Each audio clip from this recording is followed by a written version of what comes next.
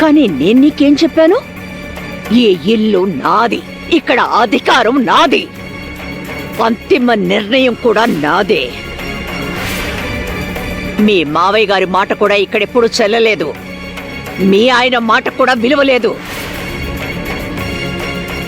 బయలుదేరింది కీర్తనలు పాడడానికి. నువ్వు కీర్తనలు పాడడానికి వెళ్ళనక్కర్లేదు. ఇంట్లో నుంచి అడుగు బయట పెట్టడానికి వీల్లేదు. అర్థమైందా? వెళ్ళు.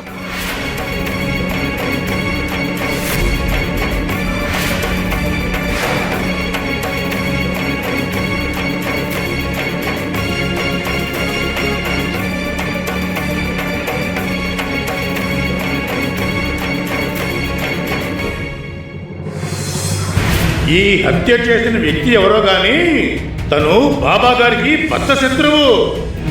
అంటే ఈ పని చేసింది ఎవరో ఒక స్త్రీ.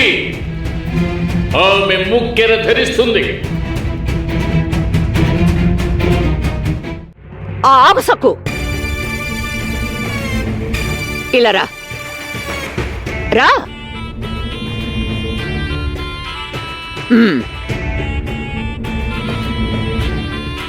బయలుదేరింది మహారాణి కీర్తనలు పాడడానికి.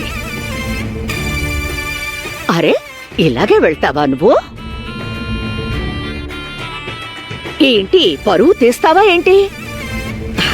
నా కోడలు ఆభరణాలు లేకుండా వెళ్ళొచ్చా? నువ్వెక్కడే ఉండు, నేను నగలు తీసుకొని వస్తాను.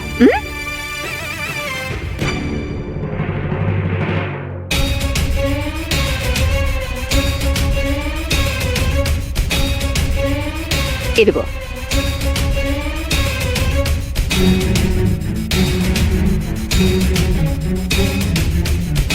ఈ ముక్కెర తీసుకో. ముక్కెర కూడా పెట్టుకోవాలి. అమ్మ ఎందుకు ఇలా చేస్తోంది? తనకి మతిపోయిందా ఏంటి? ఇందాక తన్ని విసుక్కుంది, ఇప్పుడు నవ్వుతూ మాట్లాడుతోంది. క్షణం క్రితం కచేరీకి వెళ్ళొద్దు అంది, కానీ ఇప్పుడు ఆభరణాలు ధరించి వెళ్ళమంది. నాకేం అర్థం కావట్లేదు. ఇక బయలుదేరు. మంచి మంచి కీర్తనలు పాడి మెప్పించు. నా పేరు చెడగొట్టకూడదు. వెళ్ళు. చల్లగా ఉండు.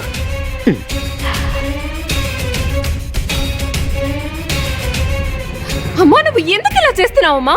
దానికి నగలిచ్చావు, ముక్కెరిచ్చావు. ముక్కెర కావాలని ఇచ్చాను. ఇప్పుడు ఎందుకు ఏమిటని అడిగి విసిగించుకో. నా మనసులో ఒక ఆలోచన రూపుదిద్దుకుంది యమున. అసలు నేను దాన్ని గారాపం చేస్తానని ఎందుకనుకున్నా? మత్రగత్తె ముక్కెర పెట్టుకుంది. ఇక జరిగే తమాషా చూడు. ముక్కెరా? ముక్కెరతో అమ్మ ఏం పథకం వేసింది? ధర్మం గురించి, వేదశాస్త్రాల గురించి నాకంటే బాగా తెలిసిన పండితుడు ఈ ఊళ్ళోనే కాదు, మన రాజధానిలో కూడా లేడు. అందుకే మీరు నేను చెప్పిన పని చెయ్యండి. మంగళవారం నాడు హనుమంతుడికి, శనివారం నాడు శనిదేవుడికి అర్చన చేయించండి. శనిదేవుడికి నువ్వుల నూనెతో అభిషేకం చేయిస్తే దరిద్రం వదులుతుంది. చెప్పింది చేయకపోతే, మీరు ఆడిన మాట తప్పితే పరిణామాలు తీవ్రంగా ఉంటాయి, అనుభవిస్తారు. తర్వాత నన్ను అనకండి. లేదు లేదు భాస్కర్ గారు, మేము మీరు చెప్పినట్టే చేస్తాం. మంచిది. భాస్కర్ గారు, నమస్కారం. నమస్కారం. నమస్కారం. ఏమిటి, విశ్రాంతి తీసుకుంటున్నారా? మీరు వస్తున్నారు కదండి కచేరీకి. సకు కీర్తనలు పాడబోతోంది. అద్భుతంగా పాడుతుంది. బలే వస్తాను. ఎందుకు రాను? మీరు బయలుదేరండి, పలహారం కానించి వస్తాను. సరే సరే. సకు పాటలు పాడబోతుందట. ఈ పాటలకి అసలు బుద్ధే లేదు. యథా రాజా తథా ప్రజ. ఆ మూర్ఖురాలు సఖుని నెత్తినెక్కించుకుని నాట్యం చేస్తున్నాడు. నేను చెప్తున్నాను కదా, ఆ పిల్లకి అసలు కీర్తనలు పాడటం చేత కాదు, చెడగొట్టేస్తుంది. ఒరే, కీర్తనలు పాడాలంటే సాధువుల చరిత్ర గురించి, మహానుభావుల గురించి క్షుణ్ణంగా తెలియాలి. ఇక ఈ ఊళ్ళో కీర్తనలు పాడడంలో నన్ను మించిన వాడు ఎవడూ లేడంటే నమ్మండి. వాళ్ళందరూ మూర్ఖులు, గంగిరెద్దులా తలలు ఊపుతూ కూర్చుంటారు.